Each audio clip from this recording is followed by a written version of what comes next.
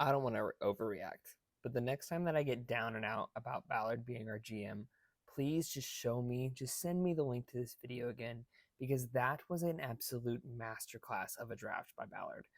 I mean, to be able to get Laiatu Latu at 15 was one thing that was absolutely amazing. He slid so far under my radar that I didn't even think about him being available at 15. I think most people had him either off or they had medically cleared him to say that he wasn't going to be good, and that was a big concern for a lot of people. He was literally medically advised to retire not even 2 years ago because of this neck injury, and then came out with two of the most incredible college football edge rush seasons of all. The early comparisons to him, and as far as what he's won and winning against blocks, he's up there higher in the range of like Nick Bosa, Joey Bosa. So I think we got the third Bosa bro here in Laiatu Latu. In early betting odds for defensive rookie of the year or defensive rookie of the year has him at plus 700. That is higher than any other draft pick so far in this draft.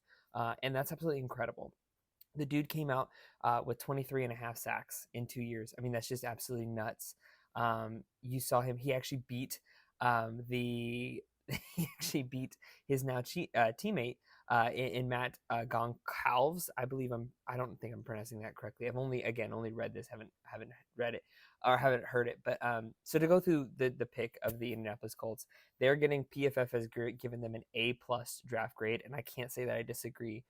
They were able to address, I think a lot of us expected them to go defensive back through a majority of this, but they waited so long to pick defensive back. So let's go pick by pick. We went through and we did a video on Laiatu Latu and what we thought of him, and that was just an incredible pick. Loved that a lot. Adonai Mitchell. This pick I think was so sneaky, and I think they stole. I think they stole this because again, a month ago, Adonai Mitchell was rated to be a number, like he was the fourth or fifth wide receiver taken in this draft class. I literally spent most of my afternoon watching Adonai Mitchell highlights, and the dude is absolutely unbelievable in traffic.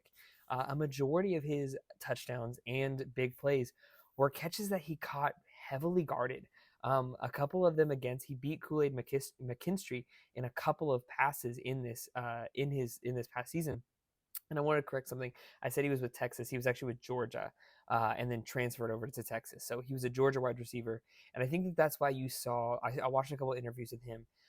He really wanted to go to the Chiefs, and I think that was a big area of his heart that he wanted to go to the Chiefs. He wanted to catch from Patrick Mahomes, and then to see the Chiefs trade up and pick his teammate Xavier Worthy, that couldn't have felt great. And then his other former teammate Lad McConkey, who also got picked earlier than him. So I can see the chip on his shoulder. He's excited to be with the Colts, he said. And I think that if the Colts can grind out his route running and some of the wanting to finish plays, that was one area that scouts had him low on, was that he would give up on plays a little bit too early. And so I think that that's something that the Colts are going to be able to grind out and to be able to get going forward with him. The next one is the offensive tackle from Pitt, who I think is going for in the third round, pick 79.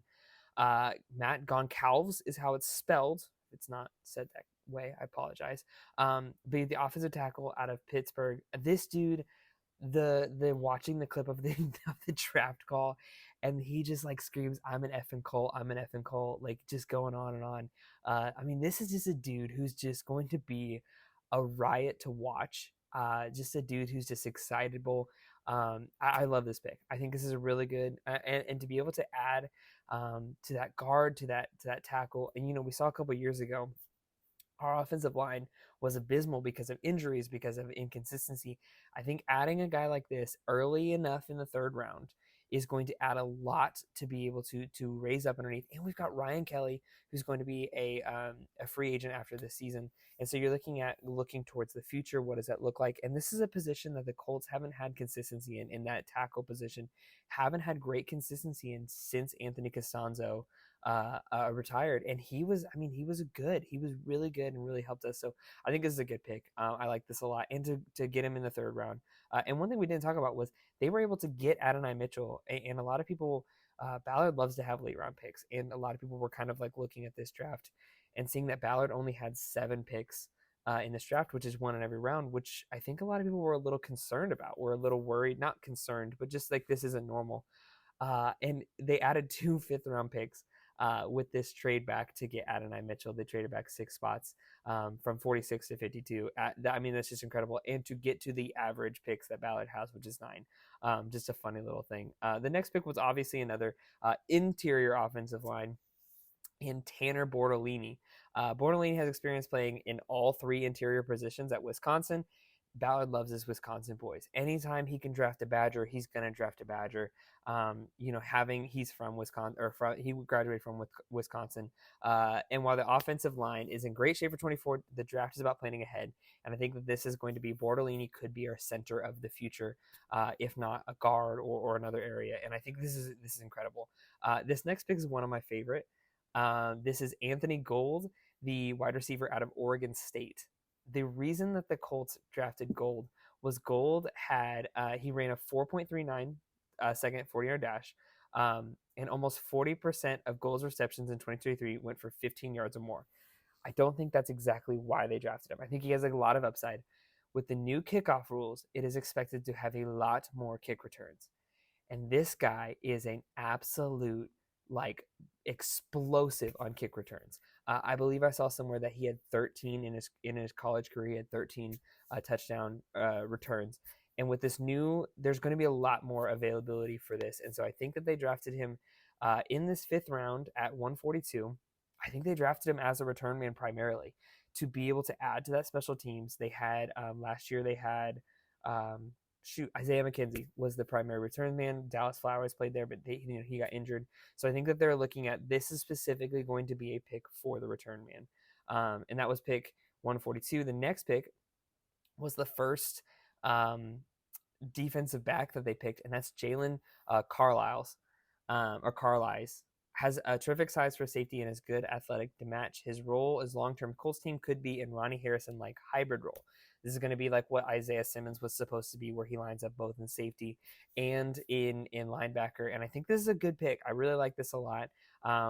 The linebacker was a bit of an under-the-radar need for the Colts entering this draft. They have EJ Speed, they have Zaire Franklin, but they didn't really have a solid third option. And also, you also want to make sure that you have depth in that position. And even if you're running a 5-2, which might be the Colts might run a 5-2, that would be crazy. You don't see that in today's NFL a lot, but they really seem to be adding a ton to this defensive line. Obviously, prioritizing that with the first pick in the draft that they had. And you've got Samson Ibaka, you've got Kwity Paye on the edges, and now you've got Laiatu Latu, and then you add Roquan Davis, Grover Stewart, DeForest Buckner, all locked in. And I think that you want to add to this. And if they're running a 5-2, having a guy who can play both safety and linebacker would be really, really cool. And maybe they're not. And maybe that's just me dreaming of the old days of just boxing up 5 in the front would just be incredible. But if they're running that, Latu and Jalen Carlisle's would be great. And the next pick was Jalen Simpson. This is the 3rd pick in they had 3 picks in 22 spots. So this is round 5, pick 164, and this is Jalen Simpson out of Auburn. Another guy who brings good length to the position, but is on the lighter side. So you had the one Jalen Carlisle was a bigger guy, was a big this, but Jalen Simpson much smaller. But he played nearly 1,000 snaps at Auburn. On the boundary, 309 from the slot. So this is a good guy that's going to be kind of in that Kenny Moore sort of role, kind of in the nickel, kind of in the slot sort of thing. And then the last one, they went DB from here. So now it's Micah Abraham, cornerback out of Marshall with a 6th round pick. Abraham is a bit of an outlier, Chris Ballard, with his size and athletic testing numbers. He is, however, a very experienced player with over 3,200 career snaps, the majority of which have come on the boundary. He also had excellent ball protection in college and has 505 career special team snaps. Abraham can be a potential special teams contributor and adds depth to a position group where competition is needed. And so you see that a lot. And then the last pick, obviously, was Jonah Laialu, interior defensive line from Oklahoma. And this is another dude who's just a really big guy. And there's a position of strength for the Colts, but in the 7th round, it's about finding players with high-end traits that are worth trying to develop. So I think that the Colts really did have an absolutely incredible draft, all the way from front to back. They covered needs. And this is really the point of which Ballard says, where he's doubling down on what he says, where he believes in our secondary that we have now. and believes in what we got. They were hurt a lot last year. Juju was hurt a lot last year. Dallas Flowers got hurt, had the Achilles, and was out. And then, even some of our more consistent guys were out a lot. And I think that this goes to show that Ballard is confident. He's betting the whole house on our defensive backfield that we have right now is going to be good. And hey, there's still some money left. There's still some money left to be able to go out and sign a veteran if that's necessary. But Ballard likes what he's got. And honestly, after this weekend and seeing Ballard back Adonai Mitchell through everything, I think that that's exciting, and I'm ready to go. I think this is incredible, and the Colts definitely deserve an A+ after this. I mean, some of these guys were steals. Adonai Mitchell at 52, I think, was an absolute highway robbery. And even like Matt Goncalves at 79, I think was an absolute steal. I mean, this is just a really, really good draft. The first 3 picks are my favorite first 3 picks that we've had. And honestly, just watching Ballard be able to pull us off in draft is incredible, and I look forward to seeing it every single year. So be sure to like and subscribe. We're going to continue putting out Colts content. We're entering into the next stage of the offseason, which is going to be OTAs. So be sure to subscribe and follow along for all things going on in the Colts camp this year.